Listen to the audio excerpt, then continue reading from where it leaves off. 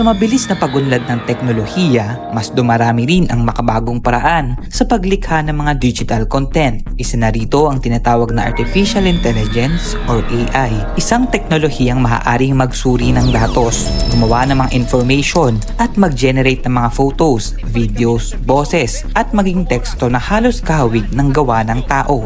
Ngunit kasabay ng pag-usbong ng mga AI ay ang paglaganap ng mga tinatawag na deepfake, mga AI-generated na larawan, videos at audio na kayang gayahin ang mukha, kilos at kahit ang boses ng isang tao. Hello po. Ako ay AI generated lamang.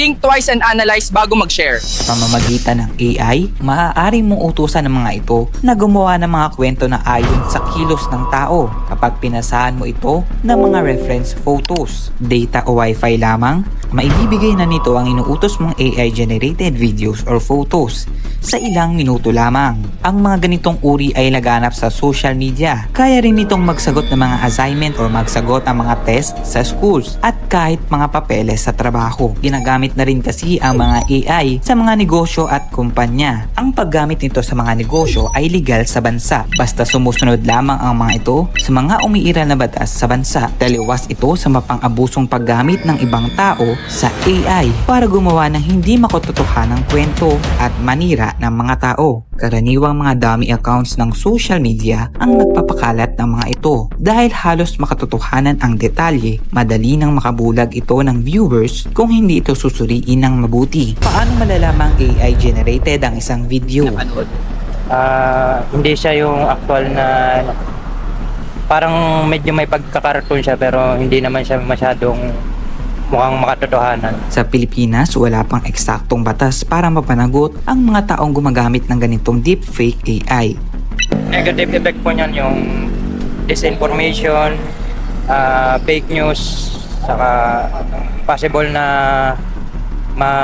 ma-revise yung knowledge ng ibang tao sa hindi nakaka-identify ng possible na AI.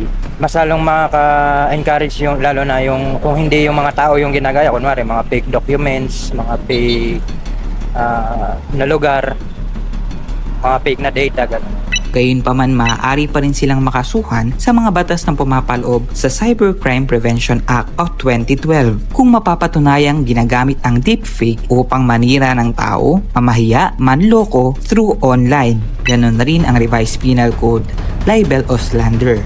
Data Privacy Act of 2012, pasok rin ang mga ito sa Anti-Photo o Video Voyeurism Act. Kung ang deepfake naman ay bahagi ng mga online sexual harassment, kapaloob naman ito sa Safe Spaces Act o RA 11313. Habang patuloy ang pag-usbong ng iba't ibang uri ng artificial intelligence, umuusbong rin ang panganib nito sa reputasyon ng tao. Pinapayuhan ang publiko na maging mapanuri sa kahit anong nakikita, napapanood sa social media o maging mga nababasang artikulo.